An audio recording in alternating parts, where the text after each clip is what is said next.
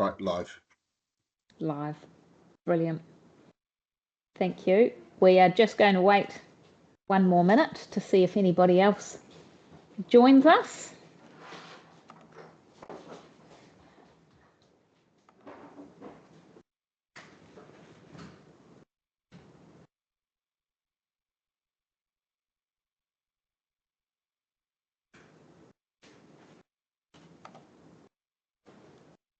And just for those people who are watching already, we've got Wayne as the technical assistant in the background, and he is going to record this session, and then it will be available online again later, hopefully tonight, otherwise tomorrow morning, for anybody that missed it, that wants to watch what was said and what happens.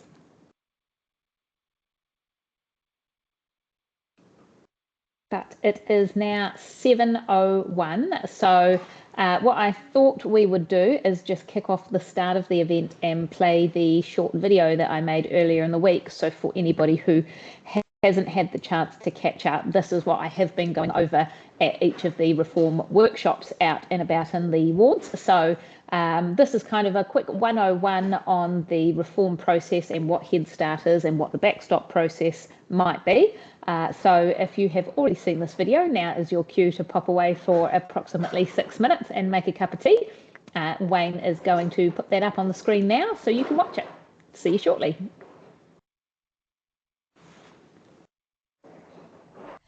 Hi everyone, today is going to be mere in 5 minutes, so make sure you've got a cup of tea or coffee for this one, because today I am going to be talking you through the Head Start or amalgamation process and what it could mean here for Central Otago in the middle of the Otago region. Here's my picture. The government's proposal is called the Head Start process, and it's also known as simplifying local government. It's outlined in this document, which you can find on our website and also on the government's website. There are 5 criteria that proposals for the Head Start need to cover off. The first one is supporting the new planning system. That's the RMA reform that they've been talking about for quite a while. And the criteria for this one state, how will the proposal make a new planning system easier to deliver and operate, not harder? And how will you ensure continuity throughout the process through the arrangements you are putting in place? So that's criteria number 1. Criteria number 2 is that it needs to simplify local government, and that's where we're reading no more regional councils. This one, the criteria is, will it reduce duplication and make decision making clearer and more efficient? Does it reduce complexity and make the system easier to understand and to run? Criteria number 3 relates to economies of scale, and that's why the amalgamation part of it is such a big one.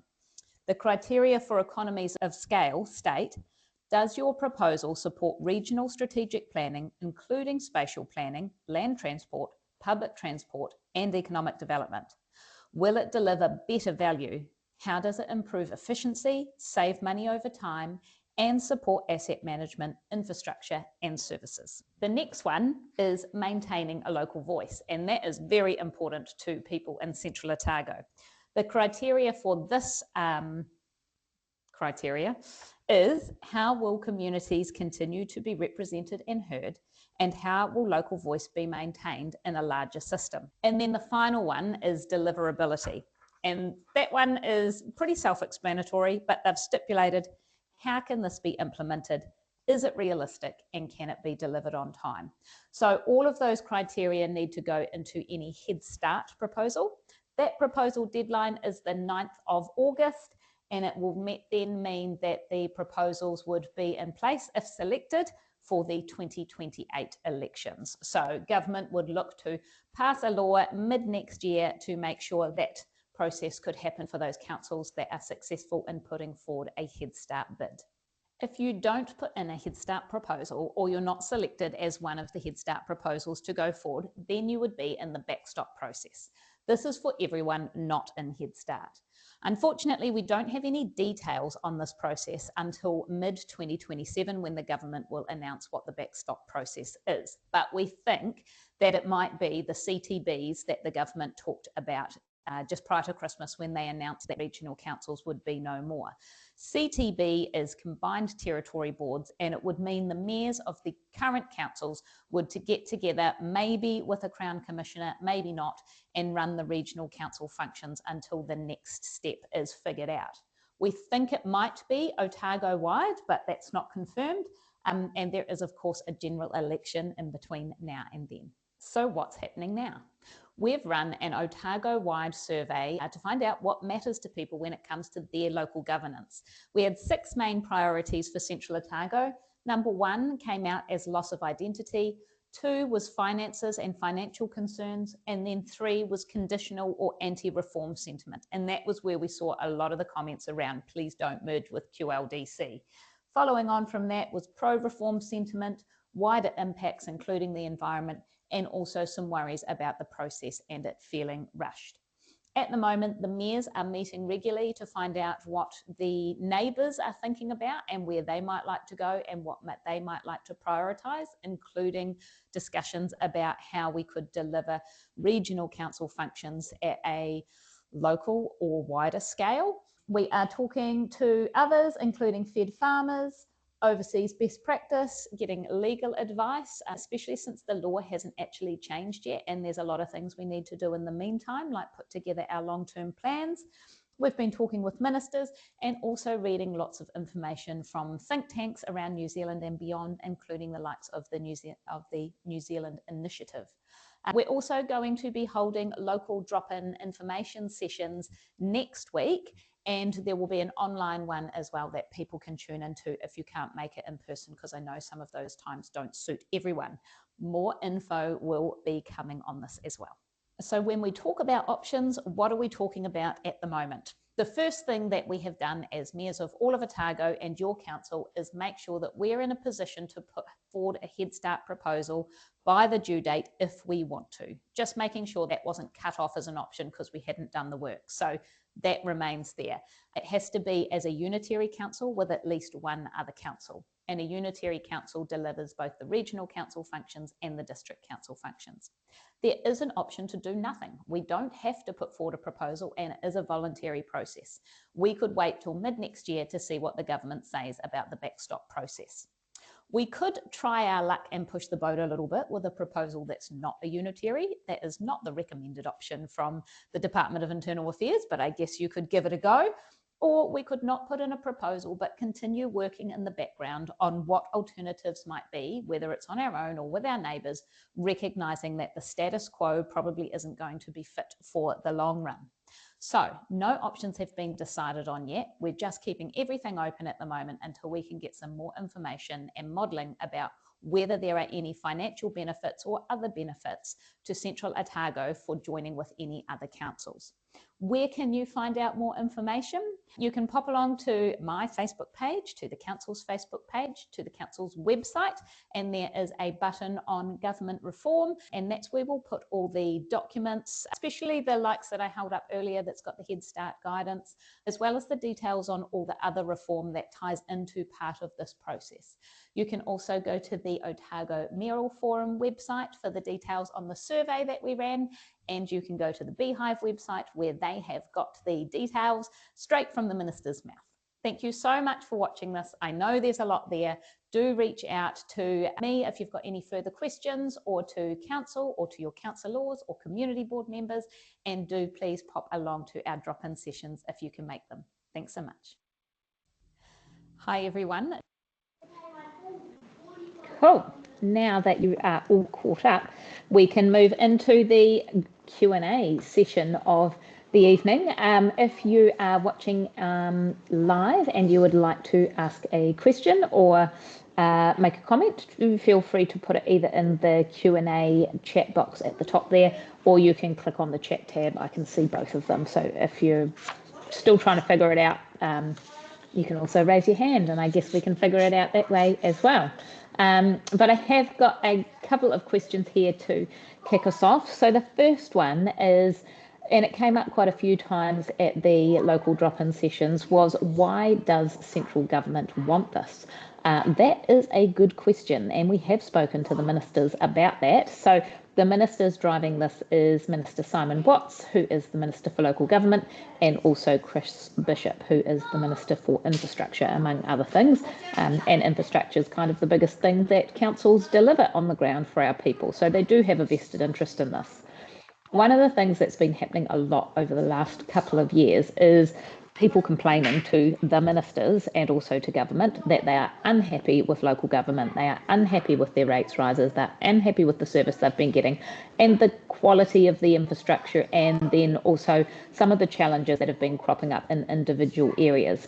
Now, maybe not quite as obvious in Central Otago, but if you have visited Wellington recently and seen the water woes that Wellington continually suffer, as well as a number of other places, trying to provide flood infrastructure, timely infrastructure, the things that our communities need and want, but perhaps don't want to pay the price that they have been paying. And local government hasn't necessarily helped ourselves along this route as well. There are circumstances where money has been, not misspent, but probably not spent on perhaps the things that it should have been, or something's come through a bit more gold-plated than it needed to be, and the communities have been telling councils as well, but also central government, that they are not very happy with that. So the government have been looking at ways that they can change the way local government operates. We have also been looking at what the future for local government looks like as a sector. It's not necessarily fit for purpose anymore, something that was created in 1989. So there has been an opportunity to look under the hood and say, well, actually, for the next 30 years, how do we want local governance to be better delivered for our people? And then the next question was, can long-term plans, which is our 10-year plan, be postponed until a decision is made so we don't waste time on a meaningless exercise? That is a very good question. It is one that we have put to the ministers, both at an individual council level and also local government New Zealand as a whole, because at the moment we have to follow the law as it is. And the law says all councils must produce a long-term plan next year that covers the 10 years from 2027. And we don't have a choice on that. There is no bespoke legislation at this point. We do know that the current government intends to change the law if they are back in again next year. So in the meantime, we sort of have to box on with our long-term plans and our auditing of our financials. Those councils that are undertaking a representation review also need to continue down that path. So there are a few tricky boxes to tick along the way. Right. Next question. What will council and community board representation look like? If any amalgamation were to happen, then that is a big part of figuring out what representation looks like. And that was one of the pillars that needed to be answered. The criteria that government have set out in the Head Start proposal is how do local voices still be heard in the most appropriate way. So that is something that each council will need to work through as part of the Head Start process to see if they are ticking that box to make sure that they still have that community voice feeding in to decision making.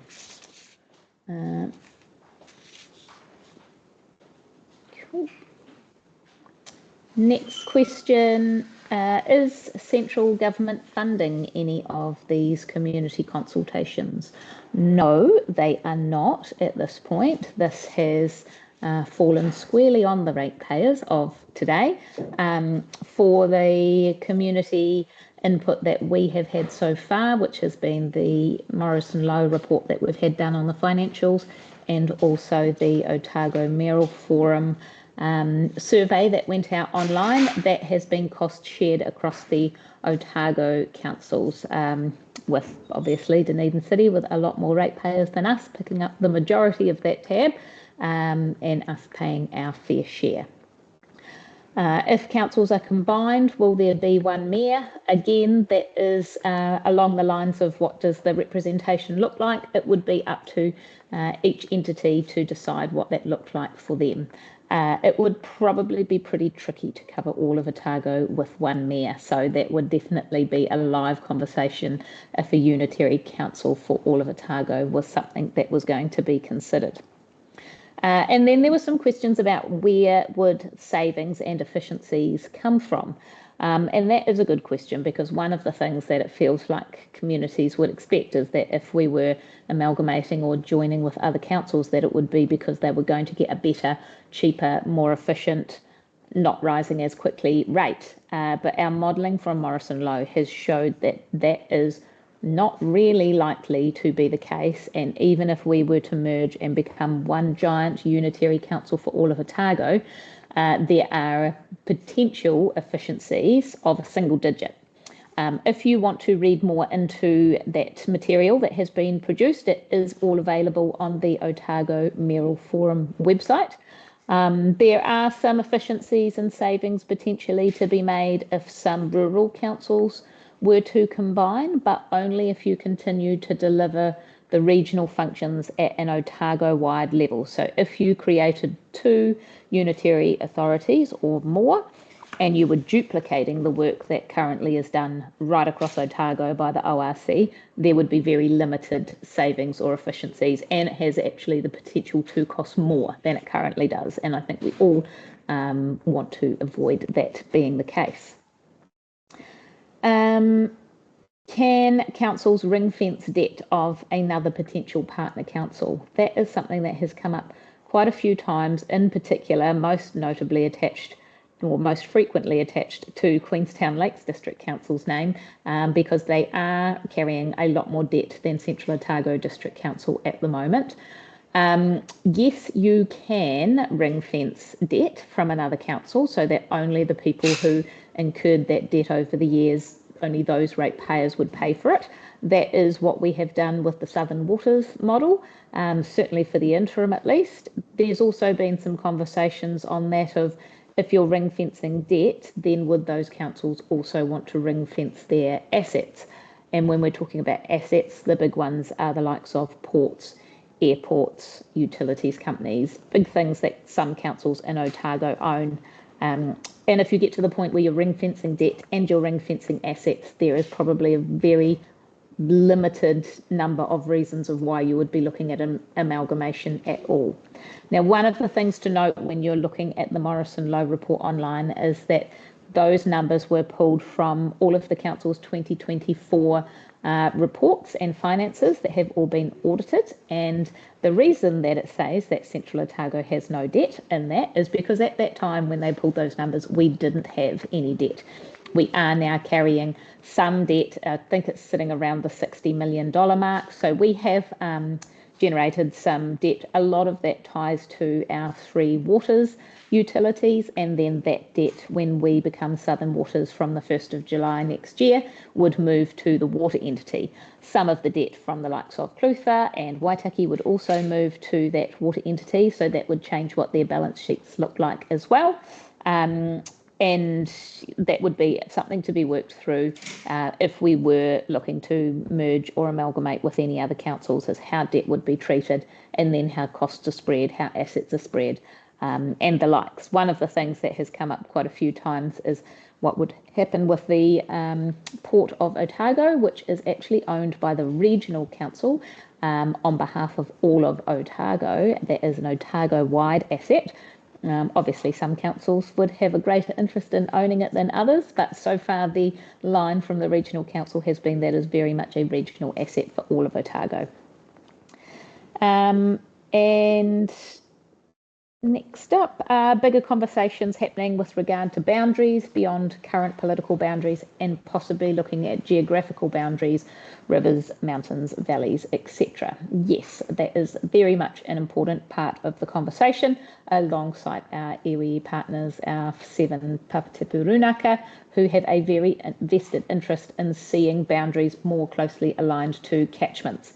So we all know water flows downhill to the sea. It kind of doesn't make sense that Central Otago's boundary with the water, if we were looking after the waterways as well in the same way the regional council does, we can't just say once it gets to Millers Flat, it's not our problem anymore. It doesn't make much sense if you're looking after a river but only part of the river, or the line is in the middle like it has been for some of Waitaki. So that is very much part of the conversations, is making sure that some way, shape or form rivers can cover the entire catchment as opposed to stopping partway through, which just doesn't really make much sense. There isn't a lot of enthusiasm thus far from our communities that I've heard at the local drop-in sessions, and also from some of the feedback on the survey around those environmental factors. That's one of the things that some people are a little bit worried about, is if a district council is also providing the regional council functions as a unitary authority, it means you're kind of the judge and the jury. You are the council who's applying for consents to do something that you're then also monitoring the consents potentially. One of the challenges on that is that the Resource Management Act reform, which covers all of the consenting, is also being reformed, and that hasn't 100% landed yet, so there's still a bit of uncertainty around that. One of the things that we do know that is going to have is the regional spatial planning, and I touched on that in the video because the government would like to see some alignment with how regional spatial planning looks and would be delivered across Otago, which would be Otago-wide. So I guess that probably means it's unlikely that they would be keen to see Central Otago join with Huranui and Tasman councils, because we're not going to be doing anything the same. There was another question, will there be future community engagement on specific options? That's one of the things that the minister kind of insinuated, well, your councils, your mayors, you lead, make a decision, tell us what you think. That hasn't gone down that well with many mayors in New Zealand. Funnily enough, we actually do want to hear from our communities, and that is very much in the front of mind for Central Otago District Council, is we want our communities to have a say, especially if it means we're looking at changing boundaries or merging with another council. We want as many people as possible to have the opportunity to feed into that process. There's going to be a lot of background homework on that to understand what it is that we could put forward, what the benefits would be, what the disbenefits might be, especially since there's no really kind of clear-cut defined partner that we can all go, oh, yep, it just makes sense, we'll go with them and them. Or one council or three councils or all of Otago. So it is definitely something that council is keen for communities to have the ability to have a meaningful say in, not just a kind of 4-question, fill it out online, see what happens type thing. So that's very much part of our thinking as we approach the August 9th deadline, and having a realistic look at, is there something that we can put forward that would meet the needs of our communities, that our communities would be on board with them not having the opportunity to have a say?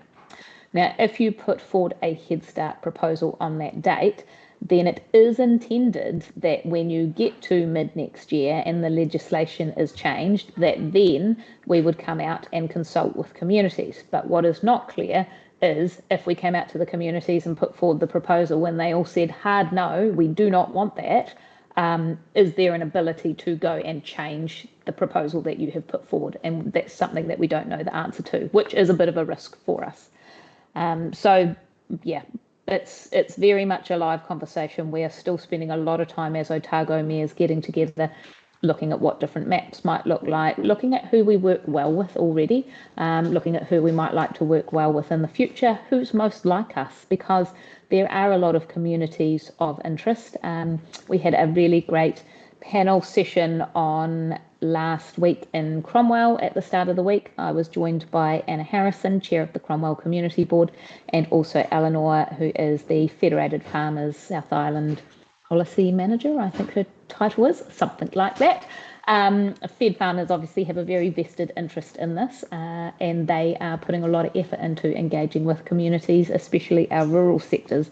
And that's one of the things that we have heard in the past around Otago, is that not all rural areas feel well represented by their community in some corners of our Great O3 region. So that's something else that we are working through.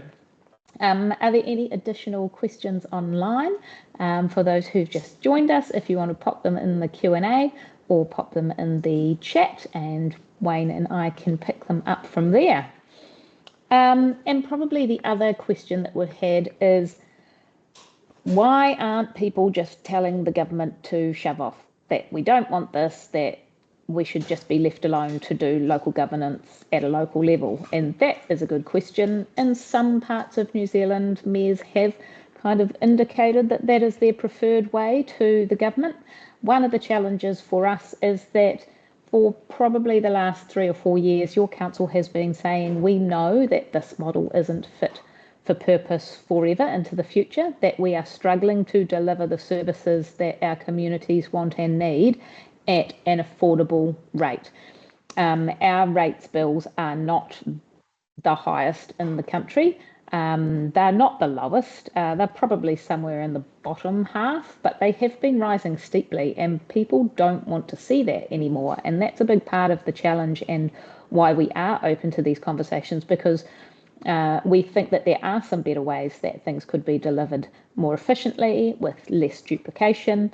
For example, all of the councils in Otago deliver dog control services and building consents using the same acts. It would make sense that if we had a consenting officer in Dunedin, say, who wasn't doing much, that they could do some consents on behalf of Central Otago if we were really under the pump. And vice versa. Some things could be delivered better across an Otago-wide scale. Some things could be delivered better across an all of South Island scale, potentially. And then there are some things that are really, really local, like pools, parks, libraries, community halls, all of those good things that actually you can't deliver the Cromwell pool from Moana Pool in Dunedin, or from even the Queenstown pool. So there are reasons to have local governance and local councils delivering locally for local people. The clue is in the name local government, but there are also some places that we could make efficiencies and just avoid some of that duplication, especially when it comes to how much time and effort we spend on those things that are not tied to people, like data, and IT, which is a big and increasing cost for councils at the moment, because when we collect data from you or send you bills, ideally we keep that data as secure as possible, and don't get hacked and end up having to, quickly scramble to try and, make amends or prevent that from ending up somewhere where it shouldn't. There is a question of, have I shared publicly any of my own personal views about the Head Start proposal? And if so, could I share? I kind of haven't formed a personal view on what amalgamation should look like for Central Otago District Council, because I am but one seat at the table and we represent all of Central Otago, but I have been having a lot of very much live conversations with other Otago mayors. I think that there are ways that we could work better together with some or all of the other councils in Otago, recognising that Waitaki has made a decision to look north and potentially amalgamate with Timaru, Mackenzie and Waimati District Council. So that kind of takes them out of the mix for us at the moment, but might result in some boundary changes. And I think that lots of people in Central Otago would be open to some boundary changes, probably not us changing our boundaries, but potentially some others who feel like they are not currently in the right place and might want to look inland, might like to have a look at this and see what we've got going at a rural level.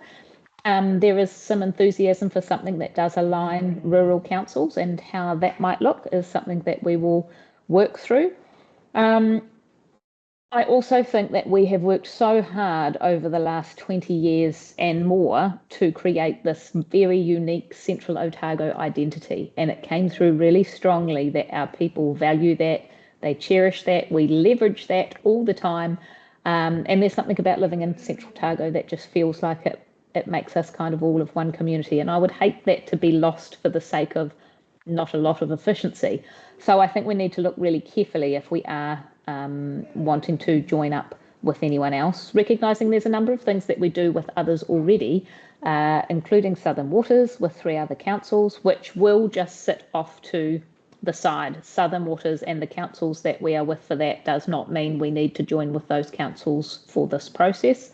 We are also in the final stages of negotiating what will hopefully be a successful regional deal with Queenstown Lakes District Council, the regional council and the government to make some efficiencies and get kind of better bang for our buck there. So my personal view is I'm not that keen to put forward a proposal for the Head Start process that hasn't been signed off by our communities.